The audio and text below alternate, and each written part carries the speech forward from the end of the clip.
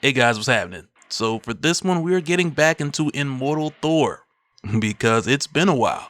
And where we left off, this series was just starting to get into some of the larger issues that began with the beginning of the 8th Cosmos. And at the time, it gave us a peek into what could be cooking in the bigger picture. So with that said, if you're enjoying these videos, make sure to drop a like, subscribe if you're new to the channel, and don't forget to hit that bell up top to get all notifications so we could squad up in the comments for the first hour.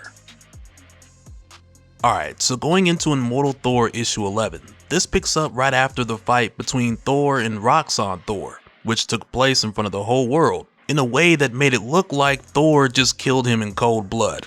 And in addition to this, with the body of Dario Agger being found after he was killed with Thor's axe, this made it look like Thor was straight up guilty of a double homicide. So rather than flee the country, Thor was like, I'm gonna do you one better.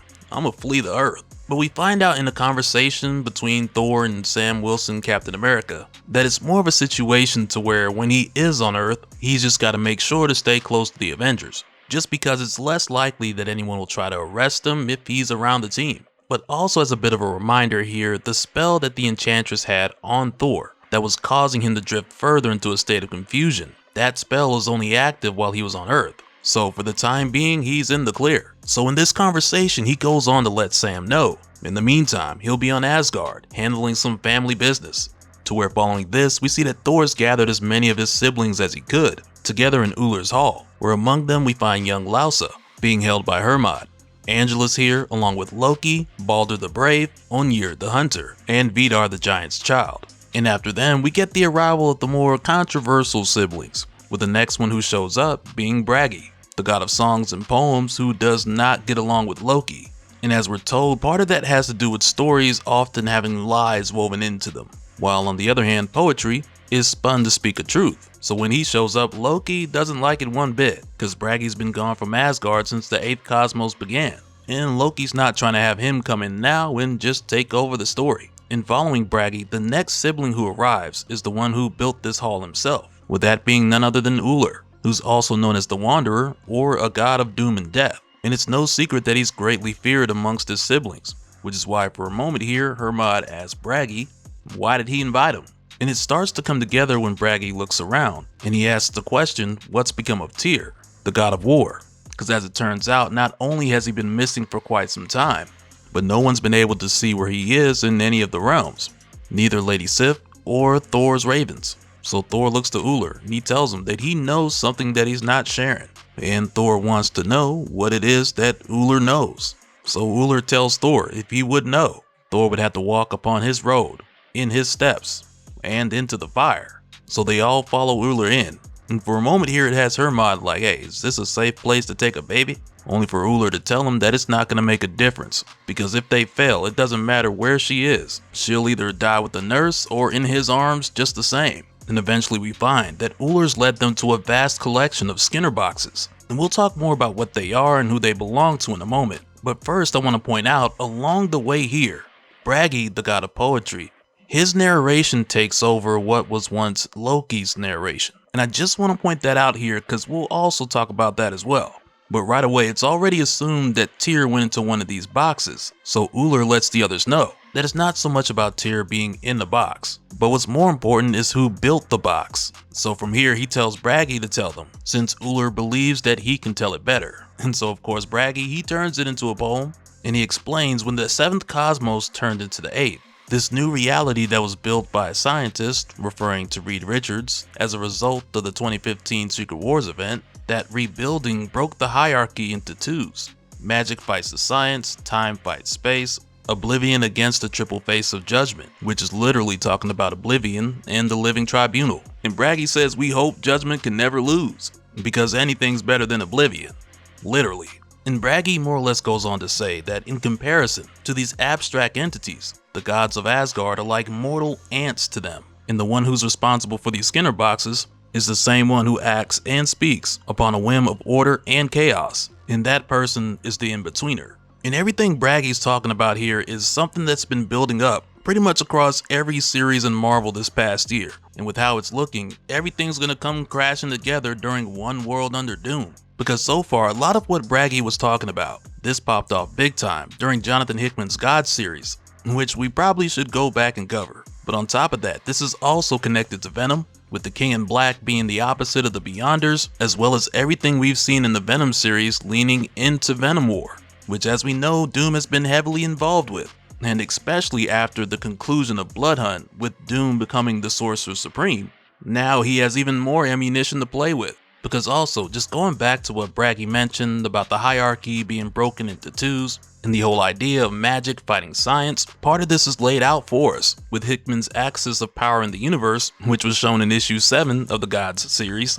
And who have we seen manipulating opposing forces this whole time? Because we've seen Doom take the power of the Beyonders before. So it only makes sense that he would pay more attention to their equal opposite, which is Eddie Brock and the symbiotes. And don't get me started on what he did in the previous Thor series, when he kidnapped Hela so he can control life and death to prevent some Armageddon that was soon to come. But enough about the Doom stuff, we'll unpack more of that over the course of time. But like I mentioned earlier, with Braggy's narration taking over Loki's for the story, he ends up turning to Loki and calling him out, because Loki's been really quiet since they left Asgard. So Braggy knows that Loki's hiding something.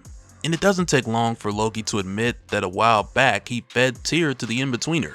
But it wasn't like an intentional thing, it was more so the case of Loki putting Tyr in a magical prison and losing him.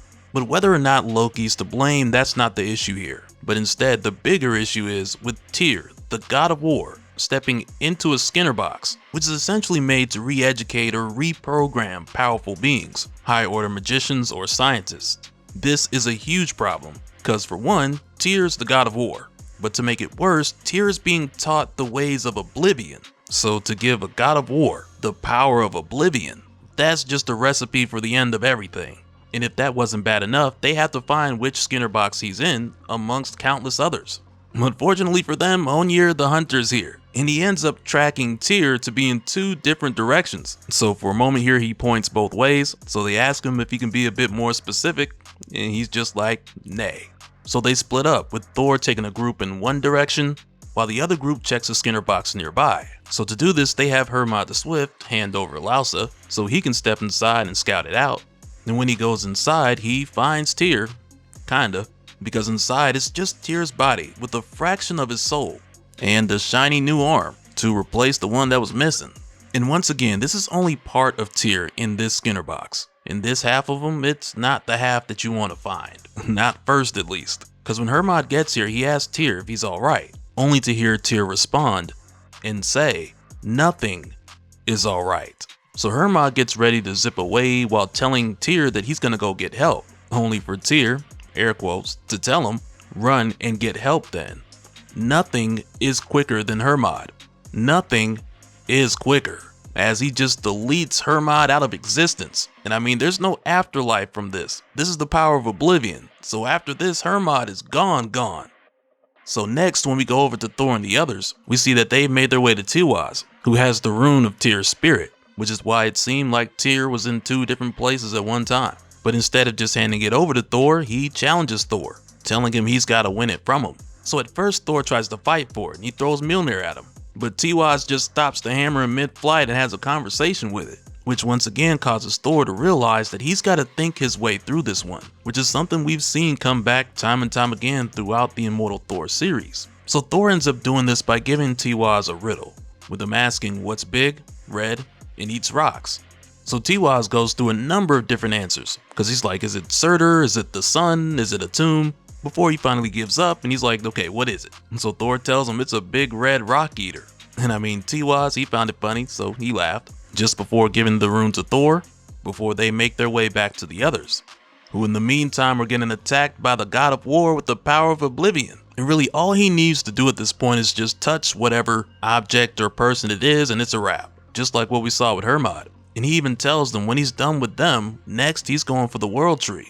So to stop Tyr, or at least slow him down, they end up using Lausa, because you know, she's the point and shoot baby that puts out Surtur fire, which is powerful enough to make a god yield.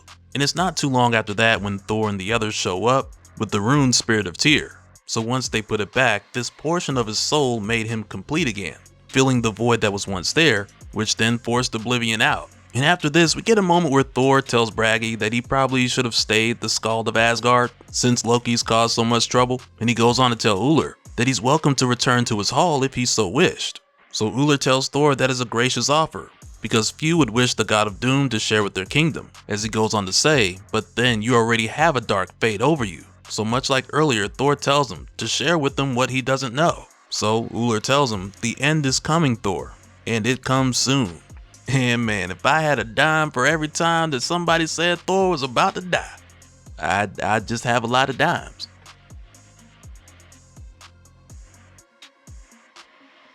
And so now real quick, I want to give a special shout out to all the patrons. Thank you guys for all of your support. And for anyone who's new here, who wants more information on how to support the channel, I got a link below where you can go to patreon.com/dopespill. But that'll do it for this one, guys. Let me know your thoughts down in the comments below, and we'll do it again on the next one. Alright, later.